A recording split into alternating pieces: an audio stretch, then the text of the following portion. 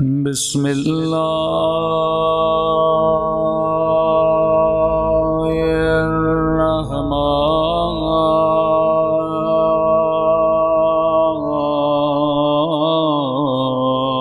الرحیم۔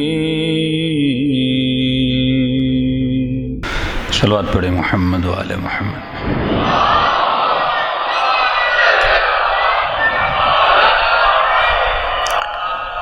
سورہ فاتحہ کی گزارش ہے سید مہدی حسن، سید علی میاں، امیر فاطمہ، سید فدا حسین، مرحوم طفیل حسین، مقدسہ خاتون، عطرت حسین، خورشید حسن، روشن علی، ظہیر اختر، حامد حسن، فہمیدہ سلطانہ، شوکت حسین اور اقبال حسین، اور جتنے بھی آپ کے مرحومین ہیں شہدائے ملت جعفریہ، علماء اسلام جو دنیا میں نہیں رہے، سب کو یاد کرتے ہوئے سورہ فاتحہ۔ بسم اللہ الرحمن الرحیم، الحمدللہ رب العالمین، الرحمن الرحیم،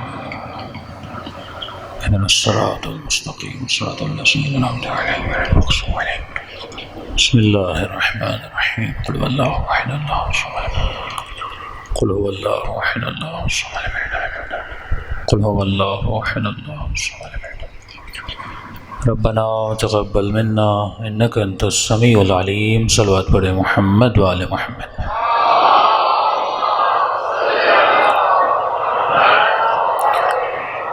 بسم اللہ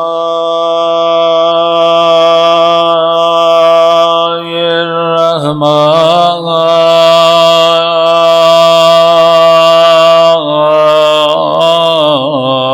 الرحیم۔ الحمدللہ رب العالمین،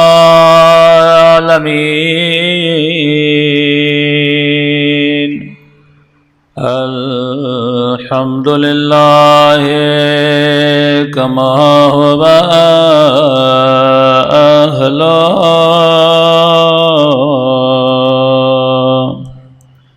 الصلاۃ والسلام علی سید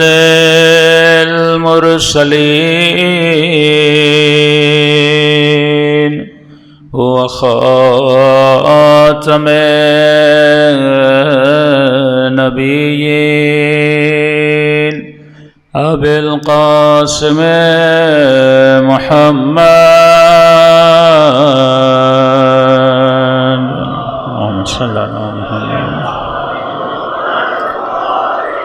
وعلی آلہ الطیبین الطاہرین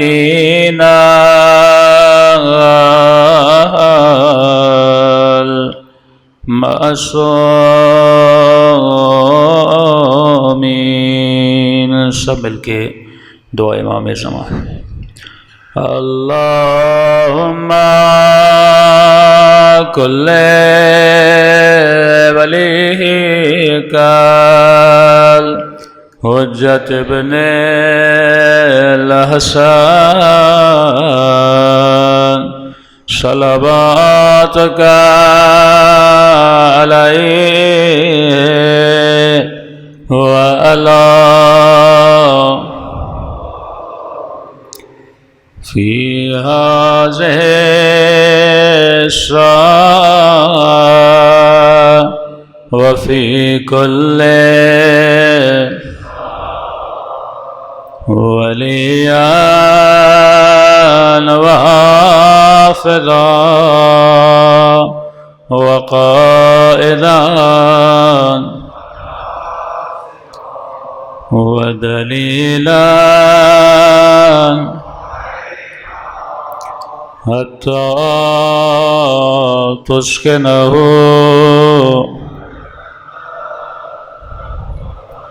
وتمتعه فيها برحمتک یا ارحم الراحمین۔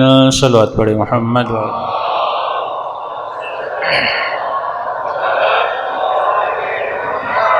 صلوات پڑھیں محمد وآلہ محمد۔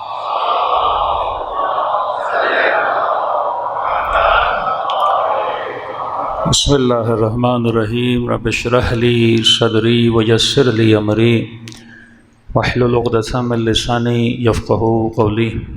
بسم اللہ الرحمن الرحیم۔ بقیۃ اللہ خیر لکم ان کنتم مؤمنین۔ صلوات پڑھیں محمد وآلہ محمد۔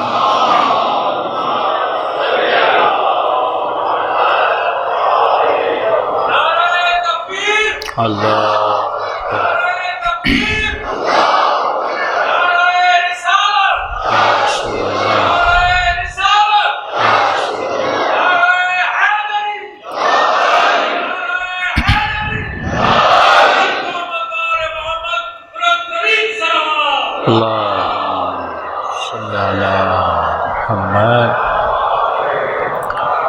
دعا ہے پروردگار عالم ہم سب کی عبادتوں کو اپنی بارگاہ میں قبول فرمائے، اور جس مقصد زندگی کی خاطر یہ مجالس رکھی جاتی ہیں خدا ان مقاصد میں بھی ہم سب کو کامیابیاں نصیب فرما دیں۔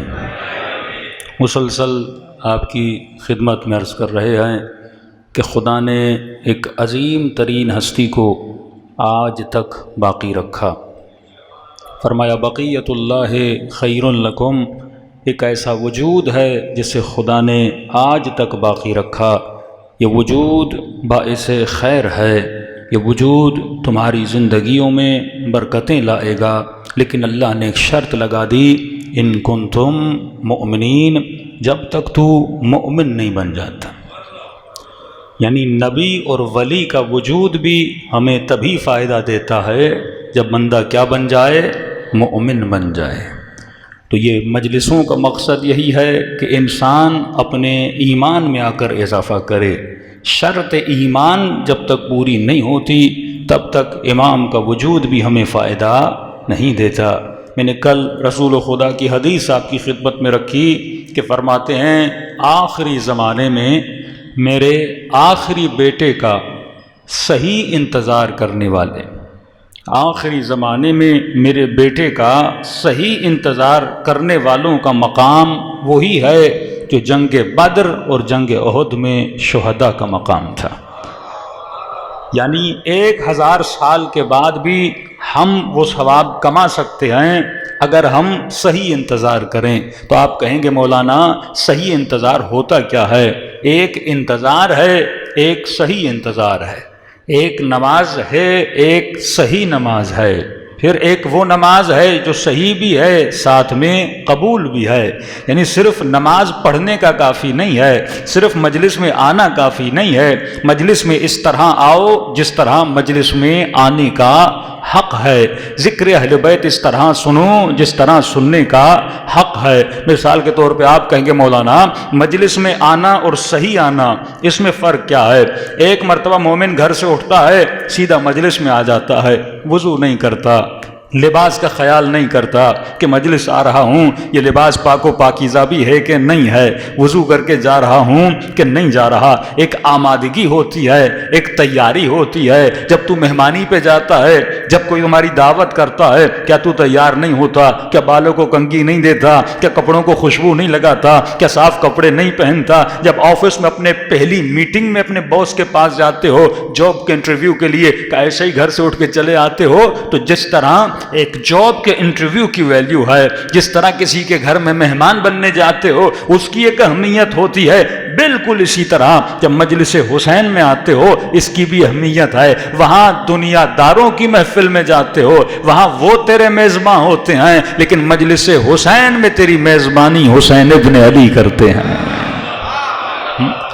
اب انسان سوچے میزباں حسین ہوں اور مہمان تو ہے تو تو کون سا حلیہ بنا کے جائے گا؟ حسین ظاہری لباس کو نہیں دیکھتے کہ مولا کی خدمت میں آؤ تو کوئی نیا لباس پہن کر آؤ، نہیں، حسین مومن کے قلب کو دیکھتے ہیں، وہ تمہارے وجود کو دیکھتے ہیں، وہ تمہارے اخلاق کو دیکھتے ہیں کہ کیا یہ اپنے اخلاق کو تزیین دے کر آیا ہے کہ نہیں آیا۔ تو ایک انتظار ایسے ہی ہے جیسے ہم اور آپ کر رہے ہیں، ایک انتظار وہ ہے جو صحیح انتظار کرے۔ اب مثال دے کے سمجھاؤں گا، مثلا میں آپ کے گھر میں آیا اور آپ نے کہا کہ مولانا ہمارے پاس ایک بہت عظیم شخصیت مہمان بن کے آنے والی ہے جن کا ہم بہت زیادہ احترام کرتے ہیں۔ ہم نے کہا اچھا، کہ بہت عالی شخصیت ہے، ہفتے سے اس کا انتظار کر رہے ہیں اور ہم نے ان کی تیاریاں پوری کر لی ہیں۔ میں کہوں گا اچھا چلو میں تھوڑی دیر آپ کا گھر تو دیکھ لوں، آپ نے تیاری کیا کی ہے۔ ایک مرتبہ آپ کے کمرے میں آیا، وہاں کچرا پڑا ہوا تھا، دوسرے کمرے میں گیا، وہاں بلی کی نجاست پڑی تھی۔ ہم نے کہا چلو دیکھ لیں کھانا بھی بنایا ہے کہ نہیں بنایا۔ کچن میں آیا، برتن بھی میلے، نہ کوئی کھانا، نہ کوئی مٹھائی، نہ کوئی سفرہ، نہ کوئی صفائی۔ تو میں کہوں گا یہ آپ کیسا انتظار کر رہے ہو؟ یہ تو بے حرمتی ہے، اسے انتظار نہیں کہتے۔ اگر بڑے سے بڑے مہمان کا انتظار ہے تو کمرہ سجایا جاتا ہے، بستر صاف کیا جاتا ہے، گھر کو صاف کیا جاتا ہے، 4 اچھے کھانے ان کے لیے بنائے جاتے ہیں، بہت زیادہ بہت اللہ عالم ہو مثلاً پھول نچھاور کیے جاتے ہیں، اچھے طریقے سے انتظار کیا جاتا ہے۔ آج ہر مومن کہہ رہا ہے میں امام زمانہ کا انتظار کر رہا ہوں، ہر خاتون یہ کہہ رہی ہے میں امام زمانہ کا انتظار کر رہی ہوں۔ تو سوال یہ ہے اگر تو امام زمانہ کا انتظار کر رہے ہو، مولا فرماتے ہیں میں مومنوں کے گھروں میں آنا چاہتا ہوں۔ مولا کون سے گھر ہیں جس میں آپ آنا چاہتے ہیں؟ کہ رضویہ سوسائٹی کے گھر ہیں یا کہ شیعہ یہی گھر ہیں جو دیواروں کے بنے ہوئے؟ فرمایا نہیں، ہم کن گھروں میں آتے ہیں؟ مولا کس گھر میں آپ آتے ہیں؟ فرمایا ہمارے گھر مومنوں کے دل ہیں، اگر یہ دل صاف ہے اس میں امام زمانہ اپنی انٹری لگاتے ہیں۔ اگر یہ دل نجس ہے، اگر میرے دل میں نجاست ہے، نجاست بھرے دلوں میں فرزند زہرا نہیں آتا، یہ اسی دل میں آتے ہیں جو دل پاک و پاکیزہ ہوتے ہیں۔ صلوات پڑھے محمد و آل محمد پر۔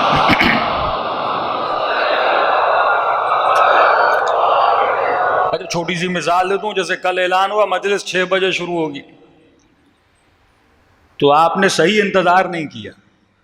اب مجمع اس انتظار میں مولوی ممبر پر بیٹھے تو ہم آئیں، مطلب ہم سارے اس انتظار میں امام زمانہ آئیں تو پھر تیاری کریں۔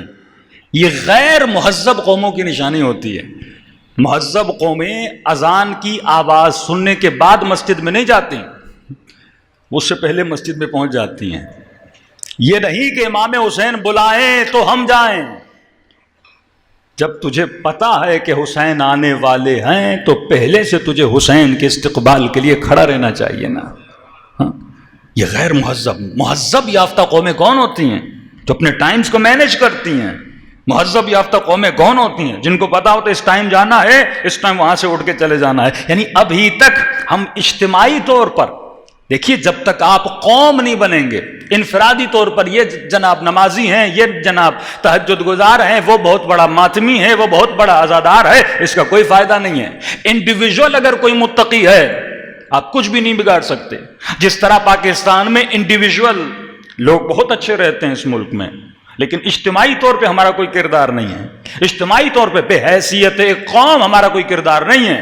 آپ یہ بول سکتے ہیں مثلا پنجابی قوم اس طرح ہے، مہاجر قوم اس طرح ہے، بلوچ قوم اس طرح ہے، یعنی قوموں کو قوموں میں بانٹا جائے تو بڑی بڑی خوبیاں آپ کے سامنے نکل آئیں گی، لیکن بے حیثیت ایک پاکستانی، بے حیثیت ایک قوم۔ تو جب اہل بیت مخاطب کرتے ہیں شیعوں کو تو یہ نہیں کہتے یا سلمان، یہ نہیں کہتے یا ابا ذر، یہ نہیں کہتے یا میثم تمار۔ وہ جب بھی خطاب کرتے ہیں تو بحیثیت قوم شیعہ کہہ کر پکارتے ہیں۔ اگر علی کے لشکر میں 4 سلمان بھی ہوں یہ کامیابی نہیں ہے۔ جب تک بحیثیت قوم سارے لوگ سلمان کی طرح سوچنا نہ شروع کر دیں، جب تک بحیثیت قوم، قوم کیوں بولتے ہیں آپ؟ قوم کا مطلب کیا ہے؟ قوم کا مفہوم کیا ہے؟ کہ شیعہ ایک قوم ہے، پاکستانی ایک قوم ہے، ایرانی عراقی ایک قوم ہے۔ قوم جب بولا جاتا ہے، قوم کا مطلب یہ ہوتا ہے کہ ایک ایسے افراد کا مجموعہ جن کی صفات، جن کی عادتیں، جن کے عقیدے ایک جیسے ہیں۔ مثال کے طور پہ آج ہم کیوں ٹوٹے؟ ٹوٹنے کی بیسک وجہ یہ ہے کہ بولا جائے مولانا مثلاً رضویہ سوسائٹی میں یا انچولی میں یہ جو شیعہ سوسائٹیز ہیں نا، یہ بھی بہت بڑا المیہ ہے کہ پورے رضویہ میں کتنے شیعہ گھر ہوں گے؟ اگر 500 گھر ہیں یا 5000 گھر ہیں، 500 گھر تو مثلا 500 گھر میں افراد کی تعداد کتنی ہے؟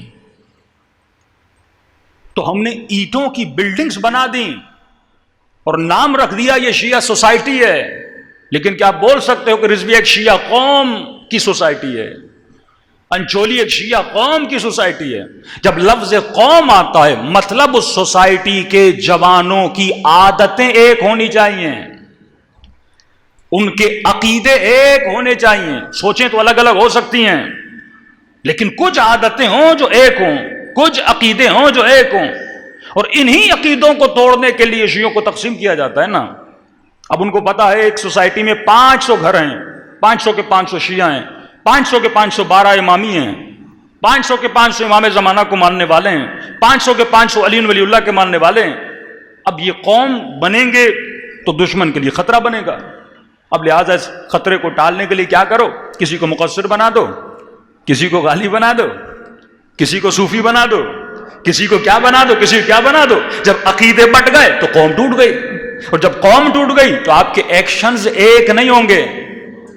مجمع سارا علی والا بیٹھا ہوگا، لیکن ایک ایشو کھڑا ہوگا، سارے لوگ وہاں پہ کیا ہو جائیں گے؟ تقسیم ہو جائیں گے۔ تو اہل بیت کی کوشش یہ تھی کہ تمہیں قوم بنایا جائے۔ مجلس کا مطلب یہ ہے تو قوم بنے، محرم کا مطلب یہ ہے تو قوم بنے۔ ہم کس طرح محرم میں ایک قوم بن کے ابھرتے ہیں؟ کیونکہ کم از کم حسین کے نام پہ یونٹی ہے، کم از کم علی ابن ابی طالب کے نام پہ یونٹی ہے، کہ جب محرم آتا ہے جو امام حسین کو مانتا ہے وہ فرش اعزا پر آ کے بیٹھ جاتا ہے۔ اب یہ فرق نہیں ہے وہ شیعہ ہے یا سنی ہے، جب آپ کی محبتیں ایک جگہ پہ جمع ہو جاتی ہیں تو آپ کے ایکشنز بھی ایک بن جاتے ہیں۔ دنیا اسی سے ڈرتی ہے کہ اگر تہذیب ان لوگوں میں آ گئی، اگر یہ مہذب بن گئے، اگر ان کے ایکشنز ایک ہو گئے، اگر ان کی سوچیں ایک ہو گئیں، تو یہ پوری کائنات میں بڑی سے بڑی افواج عالم کو بھی شکست دینے کی طاقت رکھتے ہیں۔ 8 سال میں ایرانی جوانوں نے جو کارنامہ کیا دنیا کے سامنے، وہ یہی کارنامہ تھا نا۔ 8 سال ایک قوم جنگ لڑے، موسٹلی جو شہید ہوں وہ 15 16 17 سال کے، لیکن کس چیز نے ان کو یونائٹ کیا، کس چیز نے متحد کیا؟ کیونکہ ان جوانوں کے ہاتھوں میں جو پرچم ہوتے تھے، آج بھی پرانے فوٹو اٹھا کر دیکھیں، کسی پرچم پہ یا حسین لکھا ہوتا تھا، کسی پرچم پہ یا زہرا لکھا ہوتا تھا، کسی پرچم پہ یا عباس لکھا ہوتا تھا۔ تو ایک عقیدے نے لوگوں کو کیا کر دیا؟ جمع کر دیا۔ قوم کا مطلب یہ ہے کہ ہماری عادتیں ایک ہو جائیں، قوم کا مطلب یہ ہے کہ ہمارے عقیدے ایک ہو جائیں۔ جب عقیدے بڑھتے ہیں تو قومیں ٹوٹ جاتی ہیں۔ اب انفرادی طور پر اس مدینے میں امام زین العابدین جیسی شخصیت بھی بیٹھی ہیں، لیکن شیعہ اس طرح متحد نہیں ہو سکے، کیونکہ ایک زین العابدین تھا۔ اگر سارے عابد بنتے، اگر سارے زاہد بنتے تو دشمن سے لڑ سکتے تھے، لیکن امام حسین نے کربلا میں آ کر یہ ثابت کیا، ایک طرف لاکھوں کا لشکر ہے، ایک طرف 72 تھے۔ یہ 72 نہیں ہے بلکہ قوم تھی جن کو حسینی بولا جاتا تھا۔ اس 72 کی عادتیں ایک تھی کہ کہنے لگے کہ مولا حسین اگر یزید دولت دے، یزید مال دے، زر دے، جو بھی دے، لیکن ہم یزید کے سامنے جھکنے والے نہیں ہیں۔ یہاں تک بول دیا۔ امام حسین نے کہا میں نے اپنی بیعت تمہارے ہاتھوں سے اٹھا لی، اب اگر جانا چاہتے ہو چلے جاؤ، قیامت میں نانا کے سامنے شکایت بھی نہیں کروں گا۔ یہی تمہارا بڑا احسان ہے کہ حسین نے بلایا اور تم حسین کی مدد کے لیے آ گئے۔ کہنے لگے مولا واللہ خدا کی قسم ہے اگر ہمارے جسموں کو 70 مرتبہ قتل کیا جائے اور جلایا جائے اور خاکستر بنا کے ہوا میں اڑا بھی دیا جائے، پھر بھی حسین کے قدموں پہ جان دینے کے لیے تمنا رکھیں گے۔ اللہم صلی علی محمد۔ کوفے میں ایک میثم تمار تھا جس کی یہ سوچ تھی، لیکن کربلا میں 72 میثم بنے، کربلا میں 72 ہانی عروہ بنے، کربلا میں 72 سلمان بنے۔ تو جب قوم بنتے ہو، قوم عادتیں جن کی یکجا ہو جائیں، صفات جن کی یکجا ہو جائیں، سوچیں جن کی یکجا ہو جائیں. ایک بندہ مثلاً غریبوں کی مدد کرتا رہے، اس طرح قومیں نہیں بنتی. جب ساری قوم کی مدد کرتی ہے تب جا کے آپ کی صفات یکجا ہوتی ہیں. صلوات پڑھیں محمد و آل محمد.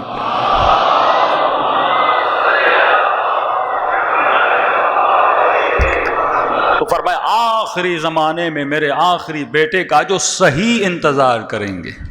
صحیح انتظار کا مطلب یہ ہے کہ اپنے بچوں کو امام زمانہ کی معرفت کا درس دو. ایک تو میں بارہا کہہ چکا، معرفت کا مطلب وہ نہیں. یہ بہت بڑا فرق ہے مکتب اہل بیت میں اور مکتب خلفاء میں. مکتب اہل بیت والوں نے ہمیشہ مفاہیم پہ زور دیا. ہمارے یہاں کبھی بھی شخصیت پرستی نہیں رہی. اگر ہم نے کسی کو امام مانا بھی ہے تو اس کی صفات کی وجہ سے، اس کی علمیت کی وجہ سے، اس کی قابلیت کی وجہ سے، اس کے حسب و نسب کی وجہ سے. اسی طرح ہم نے گھر سے اٹھ کے مولا علی کو امام نہیں مانا. جب رسول نے کہا کہ انا مدینۃ العلم وعلی بابھا، میں شہر علم ہوں اور دروازہ کون ہے؟ علی ابن ابی طالب ہے. علی سے بڑا نہ کوئی عالم تھا. آج کوئی محدث، کوئی فقیہ دنیا میں اٹھ کے بتائے کہ رسول کے بعد علی سے بڑا کوئی عالم مکہ یا مدینے میں تھا، نام لے کے ہمیں بتا دے. کیونکہ اللہ کہتا ہے فَاسْأَلُوا أَهْلَ الذِّكْرِ إِن كُنتُمْ لَا تَعْلَمُونَ. اگر تجھے عالم رہنا ہے، قوموں کو عالم بنانا ہے تو جاہلوں کی اتباع نہ کیا کرو. عالم بننا ہے تو عالم کی اتباع کرو. فَاسْأَلُوا أَهْلَ الذِّكْرِ، جو علم جانتے ہیں، جو صاحبان ذکر ہیں، ان سے جا کر علم لیا کرو. لہٰذا یہ تحقیق ہے، یہ ریسرچ ہے. دوسرا، میری اصلاح وہی کر سکتا ہے جو خود مصلح ہو. میری اصلاح وہی کر سکتا ہے جو خود صالح ہو. مجھے نمازی وہی بنا سکتا ہے جو خود نمازی ہو. اثر اسی کی زبان میں ہوتا ہے جس کی زبان بعمل ہوتی ہے. تو علی سے بڑا نمازی نہیں ملتا، حسین سے بڑا صالح نہیں ملتا، امام زین العابدین سے بڑا عابد نہیں ملتا. یہ ساری صفات ہیں، اور ڈھونڈنے کے بعد بھی دشمن، تلاش کرنے کے بعد بھی دشمن آل رسول سے خطا ڈھونڈ نہ سکا. لہٰذا یہ عقل کا فیصلہ تھا. نبی کے بعد انسان اگر کہیں جائے آل رسول کے. دوسرا یہ بات کہ فرمایا ہر زمانے میں ولی کا ہونا ضروری ہے. قرآنی دلیل اور عقلی دلیل. اللہ عادل ہے، وہ کرسی عدل پر بیٹھا ہے. یہ کیسے ممکن ہے کہ ہر مسلمان یہ عقیدہ رکھے کہ آج تک شیطان زندہ ہے اور آج تک شیطان اس قوم کے جوانوں کو، لوگوں کو گمراہ کر رہا ہے. مشرق و مغرب میں فساد پھیلا ہوا ہے، جگہ جگہ ظلم پھیلا ہوا ہے، بے حیائی، بد کرداری، عیاشیاں. یہ ثبوت ہے کہ شیطان موجود ہے. اگر کسی غیر کو گمراہ کرے تو سمجھ آتا ہے، لیکن مسلمان عورت کلمہ پڑھنے والی سر سے چادر اتار دے، مسلمان مرد صاحب غیرت مرد اس کی غیرت ختم ہو جائے، تو یہ دلیل ہے کہ شیطان موجود ہے. ہر مولوی بسم اللہ سے پہلے کہے اعوذ باللہ من الشیطان اللعین الرجیم، کہے خدا مجھے شیطان کے شر سے بچا. تو یہ کیسے ممکن ہے کہ ہر زمانے میں کوئی گمراہ کرنے والا موجود ہو لیکن خدا کسی ہدایت دینے والے کا بندوبست نہ کرے؟ یہ ظلم ہے نا کہ ایک طرف وہ موجود ہو جو مجھے گمراہ کرے، 24 گھنٹہ مجھے گمراہ کرے. اور یہ کیسے ممکن ہے کہ پروردگار عالم کسی ہادی کا بندوبست نہ کرے؟ اگر گمراہ کرنے والا آج تک زندہ رہ سکتا ہے تو ہدایت دینے والا بھی آج تک زندہ رہ سکتا ہے.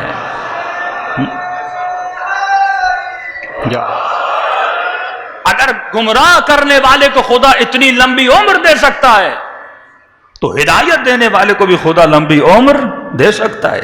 یہ اعتراض وجود حضرت امام زمانہ پر نہیں، اعتراض قدرت خدا پر ہے. سوال یہ خدا قدرت رکھتا ہے کہ نہیں رکھتا؟ وہی رکھتا ہے. تو اللہ نے ہدایت اور ہادی کا بھی کیا کیا ہے؟ بندوبست کیا ہے. تو اس ہادی کے ساتھ ہم نے اپنے رابطے کو مضبوط کرنا ہے. سورہ آل عمران کی غالباً آخری آیت ہے. پروردگار عالم کہتا ہے اصبروا وصابروا ورابطوا، اے مومن صبر کرو، وصابروا، پھر کہا صبر کرو. امام محمد باقر علیہ الصلوۃ والسلام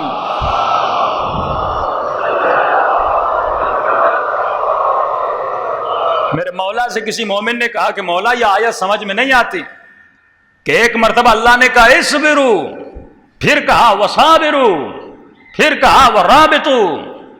مولا آگے تو پوچھا جائے گا، لیکن یہ تو بتائیے جب ایک بار بول دیا اصبرو، پھر کیوں بولا وصابرو، صبر کرو، پھر کہا صبر کرو. کا جو پہلا صبر ہے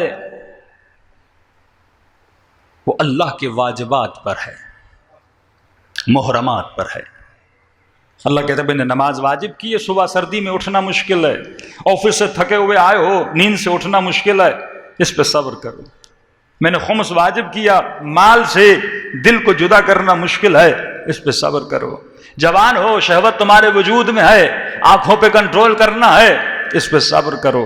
لقمہ حرام رشوت کی آفر دی جا رہی ہے، لاکھوں لاکھوں سامنے ہیں، اس پہ صبر کرو. سونا جواہر شیطان تجھے دے گا، اس پہ کیا کرو، صبر کرو. کا مولا یہ صبر ہے واجبات پر، محرمات پر. شریعت نے جو احکام تجھے بتائے ہیں اس پہ صبر کرو. اگر تمہارے اوپر گراں گزر رہے ہیں، وہ کام کرنا تمہارے لیے مشکل ہے، کیونکہ جسم کئی چیزوں کو پسند نہیں کرتا، روح تو پسند کرتی ہے لیکن جسم پسند نہیں کرتا. تو فرمایا جو چیزیں جسم کے لیے مشکل ہیں، پورا مہینہ رمضان کا بندے کو روزہ رکھنا پڑتا ہے، بھوک کو برداشت کرنا مشکل ہوتا ہے، کہ اصبرو، صبر کرو. صبر کرو گے صبر کا پھل میٹھا ہوتا ہے. وصابرو، مولا یہ دوسرا صبر کس پر ہے؟ کہ دوسرا صبر یہ مومنوں کے لیے ہے، کہ اللہ نے تجھے مومن و مسلم بنایا کیونکہ تو مسلمان ہے. عالم دنیا کی جو ظالم طاغوت طاقتیں ہیں وہ تمہارے اوپر ظلم کریں گی. وصابرو، اس ظلم پر بھی صبر کرنا. اگر تم دین کے راستے پر چلو گے تم پر ظلم کیا جائے گا. ایک تو دنیا میں کٹھن مسائل آتے ہیں واجبات کی وجہ سے، لیکن ایک مرتبہ تو نماز بھی پڑھ رہا ہے، روزہ بھی رکھ رہا ہے، لیکن اگر جاب کے لیے جا رہا ہے تو یہ بولا جاتا ہے مثلا داڑھی منڈوا کے آؤ تو پھر جاب ملے گی. یہ بولا جائے کہ جب جاب میں آتے ہو خواتین کے ساتھ ہاتھ ملانا پڑے گا. یہ بولا جائے اگر تمہیں یہ چیز چاہیے تو مثلا تمہیں اپنا دوپٹہ اتارنا پڑے گا. تمہارے اوپر ظلم کیا جاتا ہے. یا شاید تمہاری مسجدوں پہ حملہ کیا جائے، تمہاری مجلسوں پہ حملہ کیا جائے، تمہارے جوانوں کے گلے کاٹے جائیں، اس جرم میں کہ تم محمد اور آل محمد کا ماننے والا ہے، اس جرم میں کہ تم مسلمان ہے. آج کتنے سینکشن لگ رہے ہیں شیعہ حکومتوں پہ یا مسلم حکومتوں پہ کہ تم ہمارے قوانین کو مانو. یا آج تک یہ ایف اے ٹی کے جو آپ نے شرائط سنے ہیں، آج تک کسی آپ کے حکمران نے آپ کو نہیں بتائے کہ بار بار بتاتے ہم نے 27 شرطیں مان لی، ہم نے 28 شرطیں مان لی، ہم نے 30 شرطیں مان لی، اب گرے لسٹ سے نکل کے ہم گرین لسٹ میں آ گئے ہیں. آج تک قوم کو نہیں بتایا یہ کون سی شرطیں ہیں. یہ وہی شرطیں ہیں جو انڈیا سے بنوائی گئیں کہ مرد مرد سے شادی کر سکتا ہے، عورت عورت سے شادی کر سکتی ہے. اپنی قوم کو قوم لوط کی طرح گناہ میں ڈال دو اور کسی کو روکو نہیں. اگر مرد مرد سے شادی کر لے، کوئی لڑکی گھر سے بھاگ کے کسی مرد سے شادی کر لے، عدالتیں اسے سپورٹ کرے، سسٹم اسے سپورٹ کرے. یہ ساری شرائط منوائی جاتی ہیں کہ قوم کو مولانا ایک شیعہ لڑکی بھاگ جاتی ہے، یہ پورا سسٹم اسے سپورٹ کیوں کر رہا ہے؟ بھائی انہوں نے شرائط مانی ہوئی ہیں. اگر جوان لڑکیاں گھروں سے بھاگیں، لڑکے گناہ کریں، کسی کو شراب کی حالت میں، کسی کو زنا کی حالت میں پکڑا جائے، کیوں پھانسی کی سزا پر پابندی لگی؟ قرآن کہتا ہے میں نے قصاص میں تمہارے لیے نعمت رکھی ہے، میں نے قصاص میں تمہارے لیے رحمت رکھی ہے. جس معاشرے میں سزا اور جزا قصاص نہیں ہوگا، چور کو سزا نہیں ملے گی، زانی کو سزا نہیں ملے گی، معاشرہ کس طرح رکے گا؟ انسان کے وجود میں جب خوف ہی نہیں ہوگا، یا خوف خدا ہوتا ہے یا خوف سزا ہوتا ہے. اگر خوف خدا ہے وہ گناہ تو کرے گا ہی نہیں، لیکن کم از کم اللہ کا خوف نہیں ہے، یہ ایک مرتبہ سزا کو دیکھے گا، اس کے وجود میں خوف پیدا ہو جائے گا، اس کے بعد یہ گناہ نہیں کرے گا.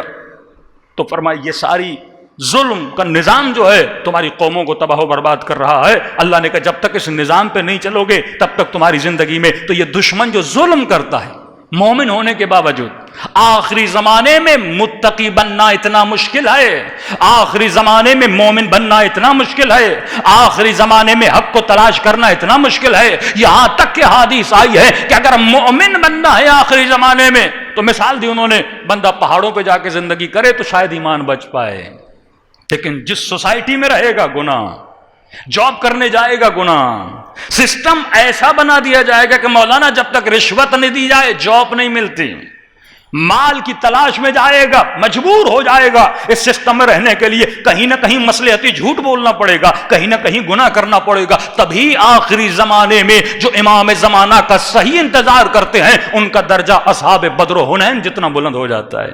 تو فرمایا اصبروا، پہلا صبر کس پر ہے؟ جو اللہ نے واجب کیا ہیں. مختلف سوسائٹیز کے مختلف ایشوز ہیں، پاکستانی سوسائٹی کے اپنے ایشوز ہیں، لیکن آپ مثلا جو ہمارے مسلمان یورپ میں رہتے ہیں، یو کے میں رہتے ہیں، کینیڈا اور امریکہ میں رہتے ہیں، یہاں بڑا آسان ہے ایک بچی کو بولنا حجاب کرو، اس کے لیے کوئی بڑی بات نہیں ہے، کہتی ٹھیک ہے مولانا میں حجاب کر لوں گی۔ وہاں ایک باپ کے لیے سب سے بڑا ایشو یہ ہے، وہ بیٹی کو بولتا ہے حجاب کرو، بیٹی بولتی ہے میں نہیں کرتی۔ کہتے مولانا بڑی مشکل سے 14 برس تک تو ہم اپنی بیٹی اور بیٹے کو سنبھال لیتے ہیں، 14 برس تک، لیکن اس کے بعد جب کوئی یونیورسٹی جاتی ہے اسے سسٹم سپورٹ کرتا ہے۔ لوگ یہ سمجھ نہیں پائے کہ مولانا پاکستان میں لوڈ شیڈنگ ہے، اچھا پاکستان میں کچرا بہت ہے، ٹھیک ہے، پاکستان میں رشوت ہے، ٹھیک ہے، پاکستان میں دھوکہ دہی ہے، ٹھیک ہے، یورپ تو بہت اچھا ہے مولانا، وہاں کوئی دھوکہ نہیں دیتا، وہاں صفائی بڑی ہے، وہاں گھر اچھے ہیں، وہاں لگژری سسٹم ہے۔ بل تؤثرون الحیات الدنیا والآخرۃ خیر وابقی۔ کیا تو یہاں دنیا بنانے کے لیے آیا تھا؟ کیا تو یہاں لگژری لائف اسٹائل ڈھونڈنے کے لیے آیا تھا؟ تو ایک ایسے ملک میں اس لیے جا رہا ہے کیونکہ وہاں لوڈ شیڈنگ نہیں ہوتی، تو اس لیے جا رہا ہے کیونکہ وہاں لائٹ نہیں جاتی، تو اس لیے وہاں جا رہا ہے کیونکہ وہاں اچھی گاڑیاں ہیں۔ مولانا ایجوکیشن بہت اچھی ہے، ٹھیک ہے، 14 سال کے بعد تمہارے بیٹے کا کیا ہوگا؟ اصل سسٹم ہے۔ تو مولانا یہ آپ کیسی باتیں کر رہے ہیں، یہاں بھی تو گناہ ہے، یہاں بھی تو بدحجابی ہے۔ یہاں جو بدحجابی ہے وہ والدین کی صحیح تربیت نہ ہونے کی وجہ سے۔ ممکن نہیں کہ یہاں پہ کوئی باپ چاہے اولاد کی صحیح طریقے سے تربیت کرے وہ اولاد گمراہ ہو جائے۔ چلو بہت زیادہ گمراہ ہو گئی، کیا ہوگی؟ بہت زیادہ یہاں بچے گمراہ ہو جائیں کیا ہوگا؟ یہاں یہ تو نہیں کہ بچے کافر بن جائیں، یہاں یہ تو نہیں کہ آپ کے بچے ایتھیسٹ بن جائیں، یا یہ تو نہیں کہ بچوں کا ایمان اللہ پہ ختم ہو جائے۔ وہاں ہر بچہ یہ سوال کرتا ہے خدا ہے کہاں ہے، یہ معجزے کیا ہیں، یہ رونا کیا ہے، یہ حجاب کیا ہے۔ ویلیو آف حجاب ختم ہو جاتی ہے۔ ایک طرف مولا فرماتے ہیں جب تک صحیح انتظار نہیں کرو گے، صابرو، صبر کرو، کس پر؟ واجبات پر۔ دوسرا صبر کرو کس پر؟ جو تمہارے اوپر ظلم کیے جاتے ہیں۔ ورابطو کا مولا یہ کیا ہے؟ فرمایا گناہوں پہ، واجبات پر صبر۔ مومن مسلم شیعہ ہونے کی وجہ سے جو ظلم ہوتا ہے اس پہ صبر۔ تیسری صفت جو بتائی ورابطو، اور اپنے امام زمانہ کے ساتھ اپنا رابطہ مضبوط کرو۔ یہ رابطہ کیسے مضبوط ہوگا؟ اگر میں اپنا ربط، عشرے کا موضوع بھی رابطہ ہے، جب تک یہ رابطہ مضبوط نہیں ہوگا، یہ رابطہ کیسے مضبوط ہوگا؟ فرمایا جب تک تم اپنے اخلاق کو اخلاق امام زمانہ میں بدل نہیں دیتے، جب تک تمہارا اخلاق امام کے اخلاق سے الگ ہے تب تک وہ ربط پیدا نہیں ہوتا۔ اب یہ اخلاق کہاں بنتا ہے؟ جو رونق یہاں مجلسوں میں ہے وہ رونق آپ کو ویسٹ میں نظر نہیں آئے گی۔ بڑی کوششیں بھی کر لیں، 2 سسٹم ہیں، سسٹم اسلام، سسٹم طاغوت۔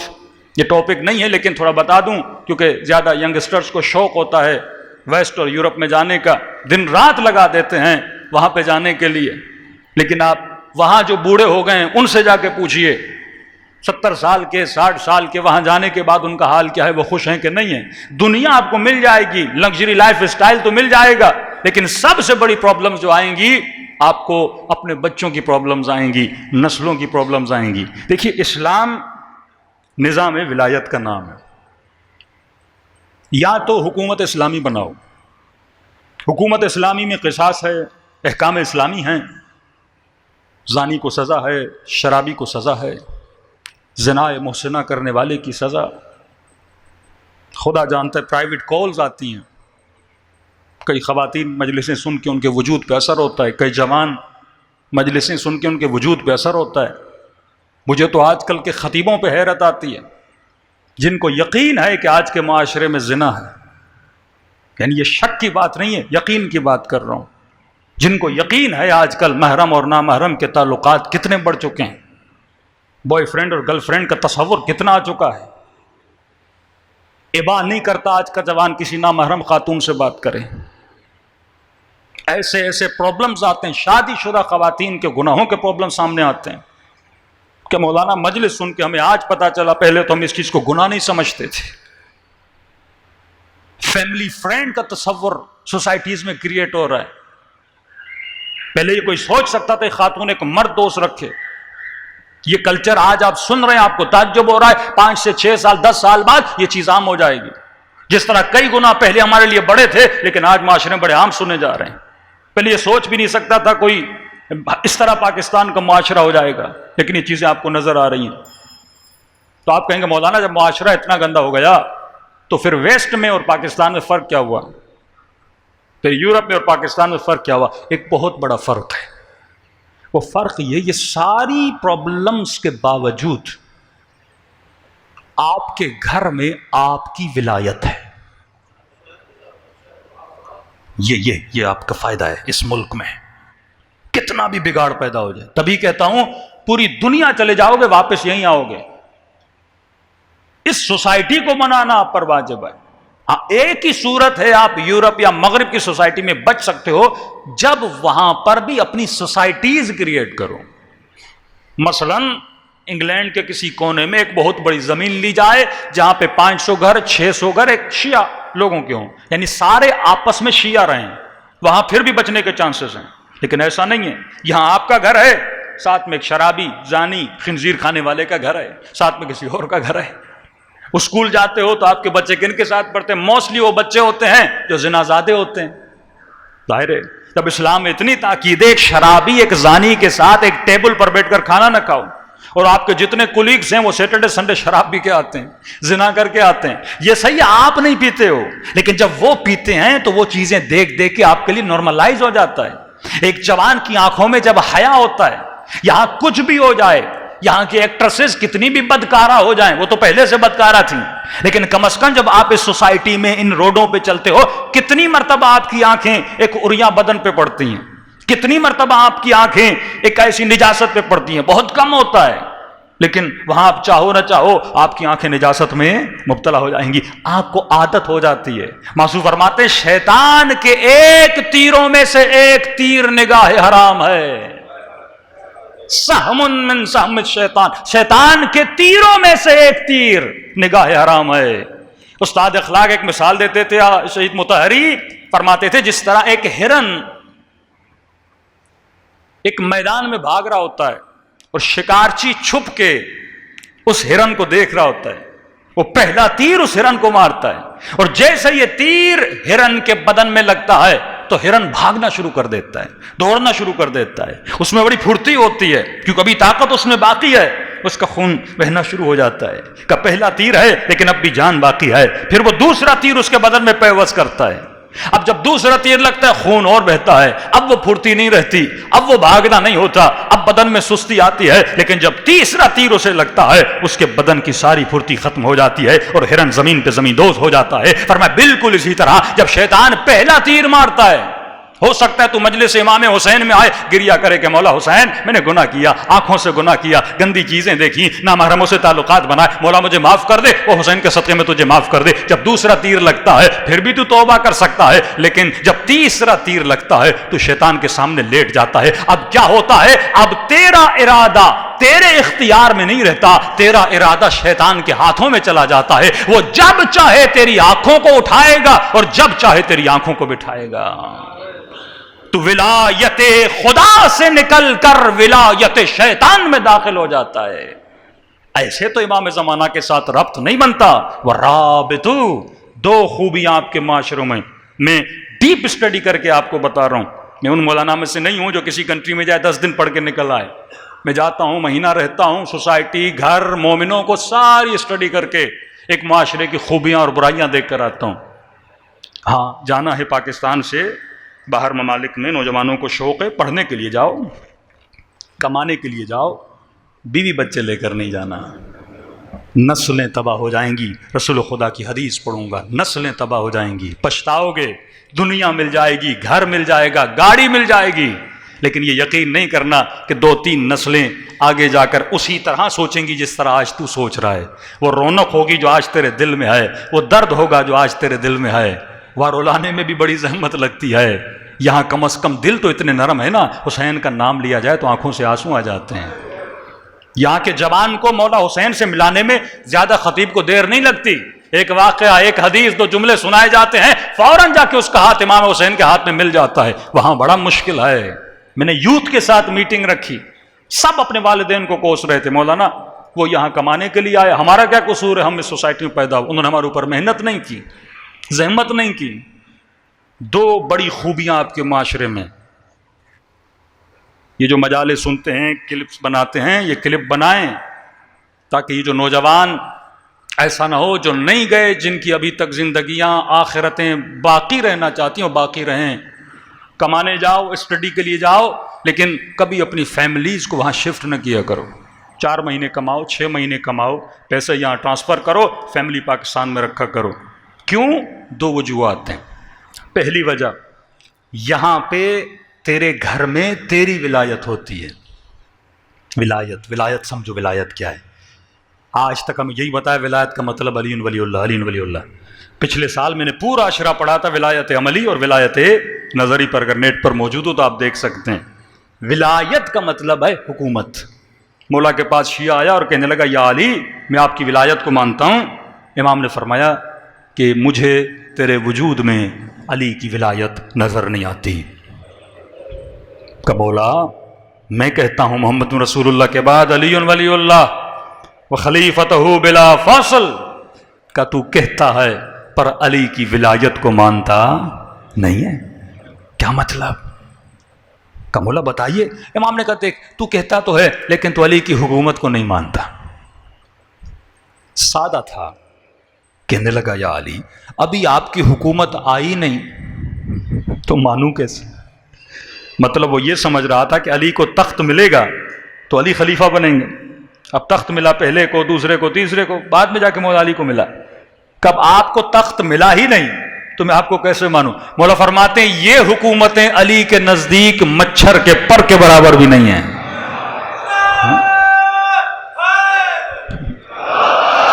تو کیا سمجھتا ہے؟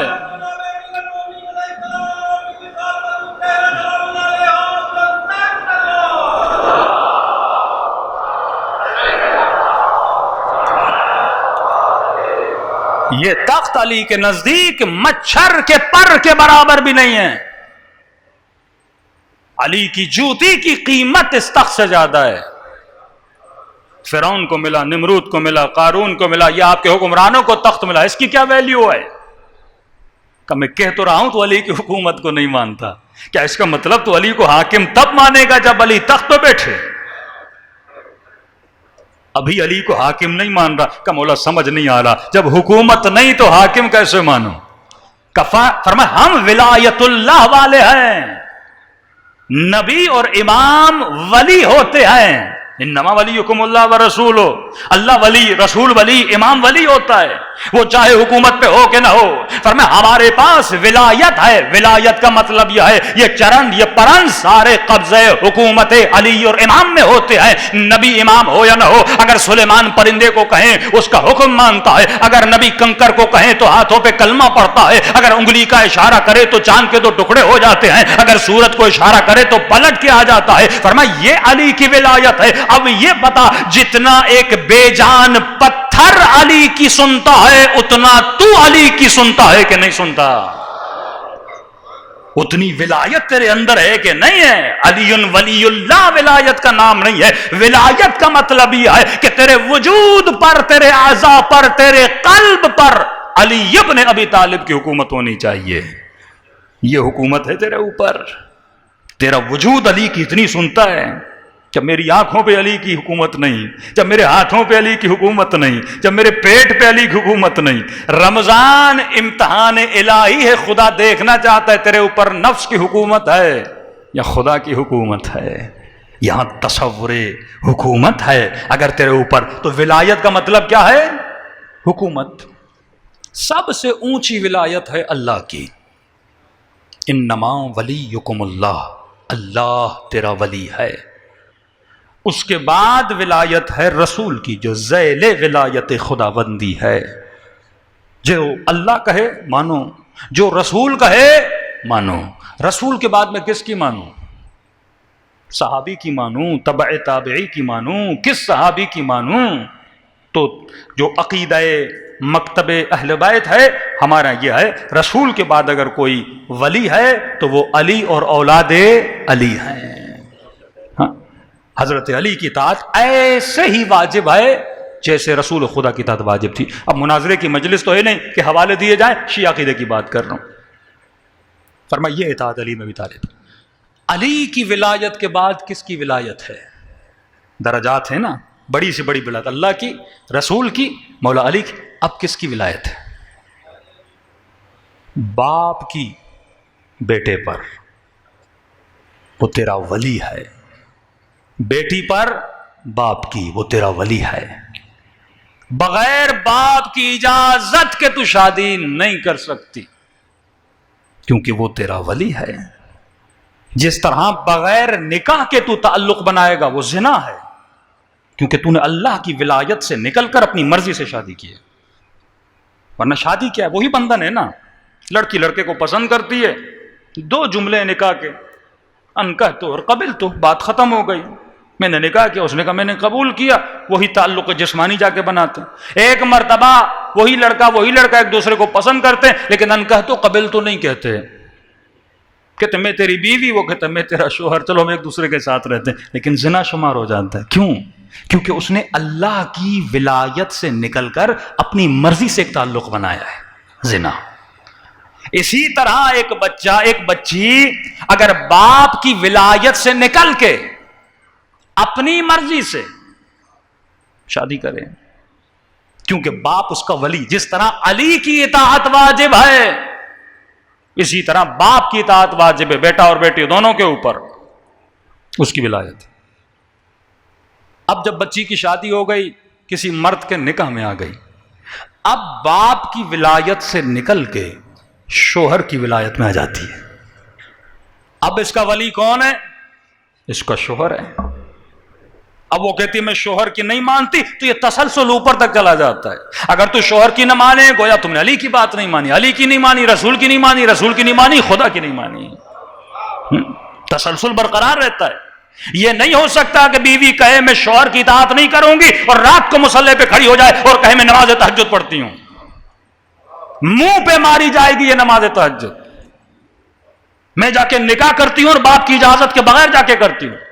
اب قانون سپورٹ کرے گا، لو سپورٹ کرے گا، سسٹم سپورٹ کرے گا، کیونکہ سسٹم طاغوت ہے، سسٹم ولایت الہی نہیں ہے۔ اب سمجھو تمہارے معاشرے میں کیا فائدہ ہے۔ یہاں تمہارے گھر میں تیری ولایت ہے، یہاں ہو سکتا ہے، مثال دے رہا ہوں، گندی مثال ہے لیکن دے رہا ہوں، یہاں ہو سکتا ہے ایک شادی شدہ عورت اپنے مرد کو کہے کہ مجھے فلاں سے شادی کرنی ہے، میں تجھے چھوڑ رہی ہوں، اور گھر سے چلی جائے اور فلاں بندے سے جا کے تعلق بنا لے۔ یہاں سوچنا بھی گناہ ہے، کیونکہ یہاں آپ کے گھر میں آپ کی ولایت ہے، کوئی جرت نہیں کرے گا ایسا کام کرنے میں، اور اگر وہ جرت کرے بھی اس کے رشتہ دار اسے ماریں گے، وہ جرت کرے بھی سوسائٹی اسے جینے نہیں دے گی، کیونکہ مسلم سوسائٹی ہے۔ یہاں کچھ چیزیں آیا ہیں، گھر میں شوہر کی ہے، باپ کا ادب ہے، احترام ہے، ایک ولایت چلتی ہے، انڈیویجول ایک دو کیسز آ جائیں وہ ایک الگ بات ہے، لیکن برملا گھر میں شوہر کی ولایت ہے۔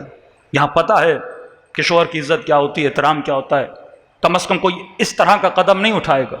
یہاں بیٹی کو پتہ ہے گھر میں باپ کی چلتی ہے، بڑے بھائی کی سنی جاتی ہے، اگر وہ ایسا قدم بھی اٹھاتی، جیسے ابھی ریسنٹ ایک کیس بھی ہوا، پوری سوسائٹی نے اس کو سپورٹ نہیں کیا، سوسائٹی اس کے اگینسٹ اٹھی کہ اس لڑکی نے اچھا قدم نہیں اٹھایا، اور جو لڑکیاں ایسا کام کرتی ہیں وہ اچھا قدم نہیں اٹھاتی، کیونکہ سوسائٹی کو پتا ہے کہ گھر میں باپ کی ویلیو کیا ہوتی ہے، عزت کیا ہوتی ہے۔ کوئی کرنا بھی چاہے تو بڑا مشکل ہے سوسائٹیز میں ایسا کام، کیونکہ یہاں آپ کے بچوں پر آپ کی ولایت ہے۔ چلو اسکول گندا، آپ نے بچے کو گھر میں بٹھا دیا، ہوم اسکولنگ کرا دی، ہاں، دوست اس کا برا ہے، آپ نے ملنے نہیں دیا۔ لڑکا کسی لڑکی کو پسند بھی کرے، اس کی یہ جرت نہیں کہ لڑکی کو گھر میں لے کر آ جائے، وہ چھپ چھپ کے غلط کام کرے گا، برملا نہیں کرے گا، ڈرے گا اپنے باپ سے، اپنی والدہ سے، سوسائٹی سے۔ یہاں آپ کے معاشرہ کتنا بھی برا ہو لیکن آپ کے بچوں پر آپ کی ولایت ہے، لیکن ویسٹرن معاشرے میں آپ کی ولایت نہیں ہے۔ میکسیمم آپ کے بچوں پر آپ کی 14 سال تک چلتی ہے، 15 سال کے بعد جب بیٹی یونیورسٹی جائے گی، اس کا دل کہے گا میں دوپٹہ اتار دوں، باپ کچھ نہیں کر سکتا، کیونکہ وہاں آپ کی ولایت نہیں ہے، وہاں ساری ولایت وہاں کی حکومت کی ہے، نظام طاغوت کی ہے۔ وہاں شادی شدہ عورت یہ بولے نا کہ مجھے کسی اور سے جا کے شادی کرنی، شوہر کچھ بھی نہیں کر سکتا۔ سوسائٹی تو ویسے ہی اس کو سپورٹ کرتی ہے کہ یہ چھوڑ دو، تو پریشان کیوں ہو رہا ہے۔ وہاں بیٹیاں چلی جائیں، وہاں خدا نہ خواستہ کوئی لڑکا کسی لڑکی کو گرل فرینڈ بنا کے گھر میں لے کر آ جائے نا، باپ منع نہیں کر سکتا اسے کہ تو میرے گھر میں کیوں یہ گناہ کر رہا ہے، کیوں زنا کر رہا ہے، کچھ نہیں۔ وہاں شراب لے کر گھر میں آ جا، منع نہیں کر سکتے، اور منع کرو گے ایک ٹیلی فون جائے گا پولیس کو، پولیس بولے گی تو گھر سے نکل جا۔ ایک شوہر کا واقعہ سنا رہا ہوں کہ مولانا، میں نے بیوی کو بولا پاکستان آ جاؤ، میری ماں اکیلی ہے، نمازی تہجد گزار بیوی۔ اس نے کہا میں نہیں جاتی، کیونکہ تصور ہی نہیں ہے نا شوہر کی ولایت کا۔ اگر شوہر بولے چلنا ہے تو بیوی کو ماننا پڑے نا، کیونکہ اس کی ولایت میں گھر کا نظام کیسے چلے گا۔ دو حاکم، اللہ کائنات لو کان فیہما آلہۃ الا اللہ لفسدتا، اگر کائنات میں دو خدا بھی ہوں فساد ہو جائے گا، ایک گھر میں دو حاکم بھی ہوں کیا ہو جائے گا، فساد ہو جائے گا۔ کہ بولا نا بیوی نے نہیں مانا، میں نے تھوڑا گھر میں جھگڑا ہو گیا تو میں نے کہا نہیں چلو گی، میں بچوں کو لے کر جاؤں گا اور یہ کروں گا اور وہ کروں گا۔ کہتی اس نے پولیس میں رپورٹ کر دی، یہ میرے ساتھ سختی سے برتاؤ کر رہا ہے اور میرے ساتھ زبردستی بھی کرتا ہے۔ وہ کہتا ہے مولانا اس دن سے 6 مہینے ہو گئے، پولیس نے کہا 20 مائل یعنی 40 کلومیٹر تقریباً تو اپنی بیوی کے گھر کے قریب نہیں جا سکتا۔ ایک باپ کا واقعہ کہ بیٹی کسی کے ساتھ چلی گئی اور بیٹی سے ملنا چاہتا، اس نے پولیس کو فون کر دیا، کہا جس شہر میں تمہاری بیٹی رہتی ہے نا اس شہر میں تو نہیں جا سکتا۔ یہ مسائل جنم لیتے ہیں۔ کم از کم آپ کے معاشروں کی خوبی یہ ہے کہ آپ کے بچوں پر آپ کی ولایت ہے نا، تھوڑے کان بھی پکڑ لیتے ہو بچوں کو، تھوڑی سختی بھی کر لیتے ہو۔ یہ تو ہماری کوتاہی ہے کہ اس سسٹم میں بھی رہتے ہوئے اگر کوئی بچہ مومن نہ بن سکے، یہاں زحمت نہیں کرنی پڑتی بچے کو مجلس میں بلانے کے لیے، کم از کم اتنی کشش تو ہے نا، نام حسین ہو، یہ جوان خود امام حسین کی مجلس میں آتا ہے، یہاں باپ کو بولنے کی ضرورت نہیں پڑتی۔ وہاں مسجدوں میں کھلونے رکھنے پڑتے ہیں، انٹرٹینمنٹ کریٹ کرنی پڑتی ہے تاکہ بچہ مسجد میں آئے۔ تو یہ فائدے بھی تو دیکھو نا، دنیا برائے دنیا نہیں ہے، دنیا برائے آخرت ہے۔ اب سنو میرے چھٹے امام، امام جعفر صادق علیہ الصلوۃ والسلام،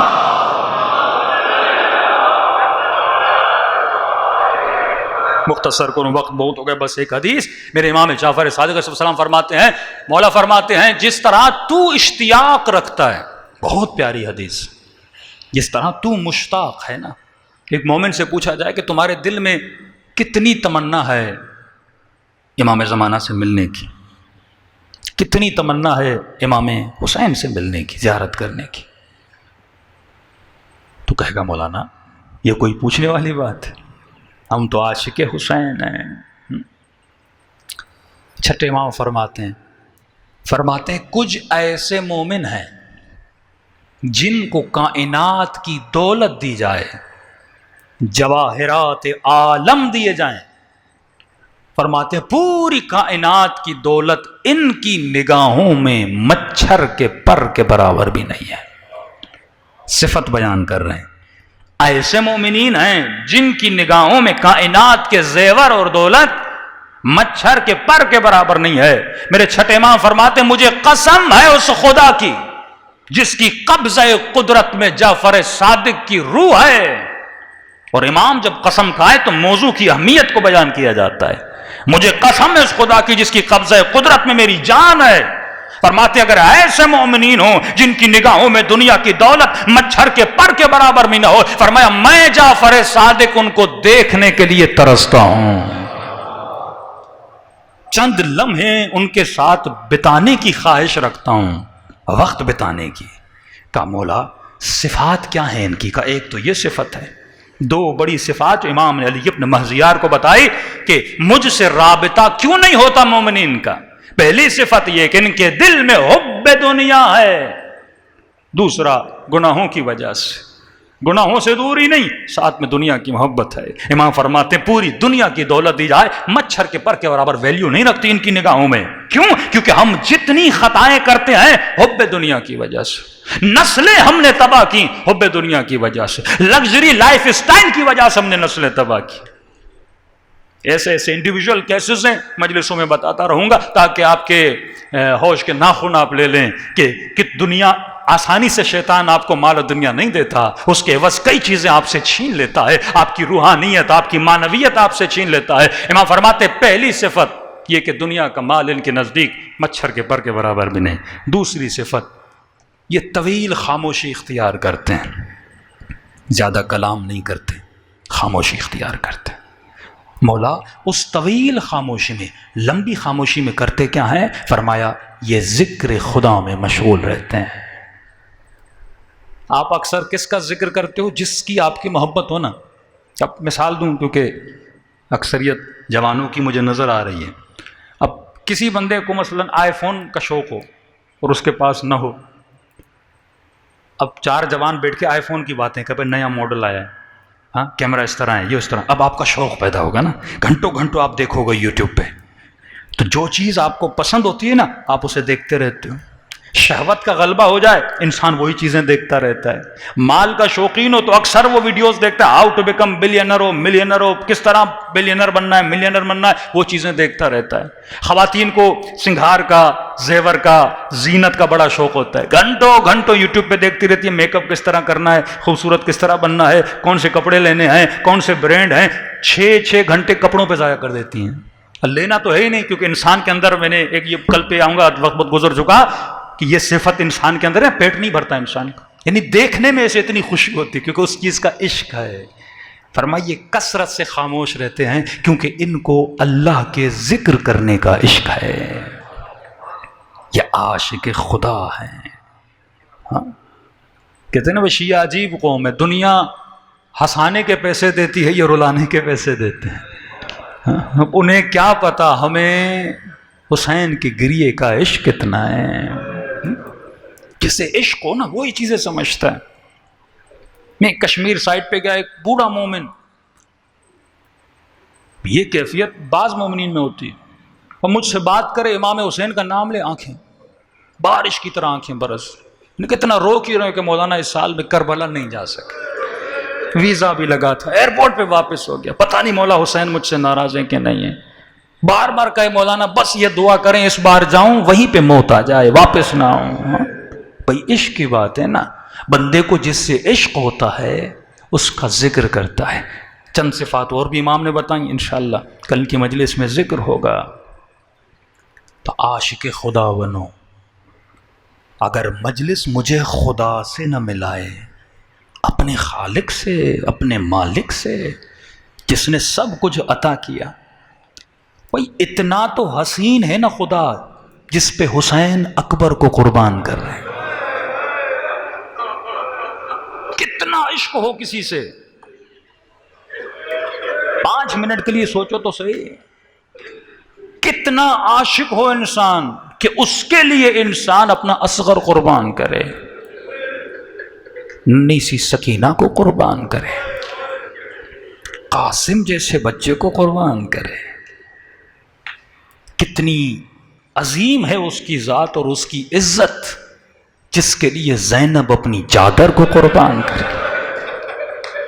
کن چکروں میں پڑا ہے تو، اور تو کن چیزوں کے لیے چیزوں کو قربان کر رہا ہے، ناچیز دنیا کے لیے۔ دلوں کو کربلا لے کر چلیں اور دعا کریں کہ مولا حسین مجھے عشق خدا عطا کر، ایسے عاشق بنا جیسے آپ نے حبیب ابن مظاہر کو بنایا۔ مولا اگر میں آپ کے خیمے سے دور ہوں، جس طرح زہیر کو اپنے خیمے میں بلا کے شہادت کا جام پلایا، مولا ہم بھی تو آپ کی مجلس میں ہے نا، یہ بھی تو خیمے حسین ہے، ہمیں بھی وہ نظارہ دکھائیے، ہمارے اندر بھی وہ جذبہ پیدا ہو کہ اپنی ہر شے قربان کر کے اللہ کی راہ میں اپنی جانوں کو قربان کریں۔ دلوں کو کربلا لے کر چلیں۔ یہ دن رونے کے دن ہیں، جتنا ہو سکے اس قلب کو نرم کرو، جتنا ہو سکے اللہ سے مربوط کرو، پھر وہ لذتیں خدا عطا کرتا ہے، وہ سکون خدا عطا کرتا ہے کہ واللہ کائنات کی کسی شے میں یہ سکون نہیں ہے۔ جو نام حسین میں خدا نے رکھا. السلام علی الحسین وعلی علی ابن الحسین وعلی اولاد الحسین وعلی اصحاب الحسین. سب مل کے السلام علی الحسین وعلی علی ابن حسین کی صدا بلند ہو. وعلی اولاد الحسین وعلی اصحاب. سب مل کے السلام علی الحسین وعلی علی ابن وعلی اولاد الحسین وعلی اصحاب. میرا سلام ہو سکینہ کے زخمی کانوں پہ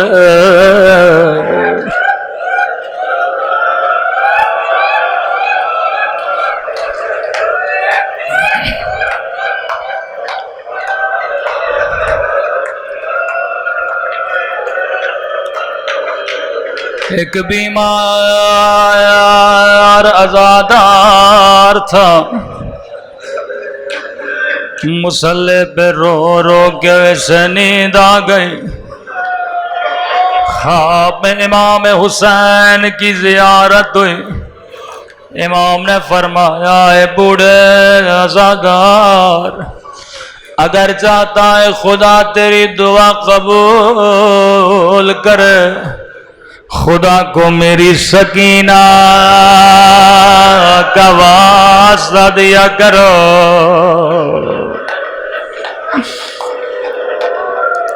اللہ یہ دعا کبھی رد نہیں کرتا. اے خدا ہم سب بیمار ہیں تجھے واسطہ سکینہ کے زخمی رخساروں کا. آپ نے زندگی میں کوئی ایسی بچی نہیں دیکھی ہوگی جس کی کمر بچپنے میں جھک گئی ہو. آپ نے ایسی بچی نہیں دیکھی ہوگی بچپن میں جس کے بال سفید ہو گئے ہو.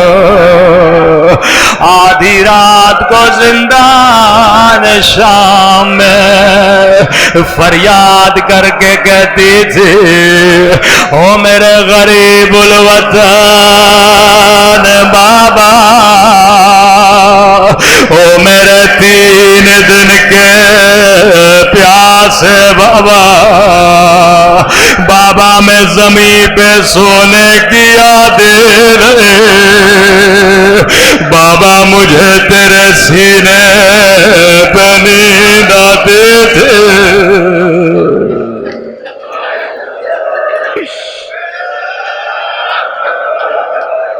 اے خدا تجھے ننھی سی قید بی بی کا بادشاہ ہم سب کو گناہوں کی قید سے آزاد فرما دے. چھوٹی سی روایت ہے پر بڑی سخت روایت ہے. واللہ خدا سکینہ کا واسطہ کبھی رد نہیں کرتا. کسی نے میرے چوتھے امام کو کہا مولا آپ امام ہیں، شہادت تو آپ کا ورثہ ہے، وضو کرتے ہیں اتنا روتے ہیں، بازار میں جاتے ہیں گوشت پہ نگاہ پڑتی ہے زاروں قطار روتے ہیں. امام نے کہا تو نے صحیح کہا، شہادت تو ہمارا ورثہ ہے، میں اکبر کی شہادت پہ نہیں روتا، یہ ہمارا ورثہ تھا. ہاں میرے قاسم کے ٹکڑے ٹکڑے ہو گئے، یہ بھی میرا ورثہ تھا، لیکن پوچھنے والے تو نے انصاف نہیں کیا. یعقوب کا ایک یوسف گم ہوا تھا، نبی تھے، اتنا روئے آنکھیں سفید ہو گئے. اور کربلا میں میرے 18 یوسف مارے گئے، اکبر جیسا بھائی مار گیا. چلو یہ بھی میرا ورثہ ہے، لیکن تو نے سجاد کے ساتھ انصاف نہ کیا. یہ بتا کیا ماں بہنوں کے ساتھ شرابی کی دربار میں جانا، کیا یہ بھی سجاد کا ورثہ تھا؟ تبھی تاریخ لکھتی ہے کسی امام نے ایسا جملہ نہیں کہا جو میرے مولا سجاد نے کہا. راوی کہتا ہے جیسے لٹا ہوا قافلہ بازار میں پہنچا، وہ شرابی کی دربار میں پہنچا، سجاد کی نگاہ زینب کے سر پہ پڑے، ایک مرتبہ مجمع پہ پڑے، وہ ٹھنڈی سانس لے، نگاہوں کو بلند کیا، رو کے کہا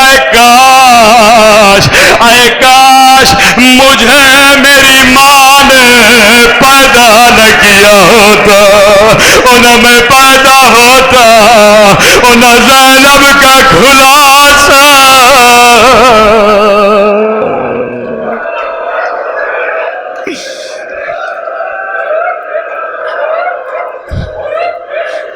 قد سقطت تمہیں، اے خدا تجھے زین العابدین کی غیرت کا واسطہ، ہمارے جوانوں کی غیرت کی حفاظت فرما. تجھے سیدہ زینب کی لٹی ہوئی چادر کا واسطہ، ہماری ماؤں بہنوں کی چادروں کی حفاظت فرما. اے خدا ان اعضاء و جوارح کو گناہوں سے محفوظ فرما، ان گنہگار آنکھوں کو امام زمانہ کی زیارت نصیب فرما. ربنا تقبل منا انک انت السمیع.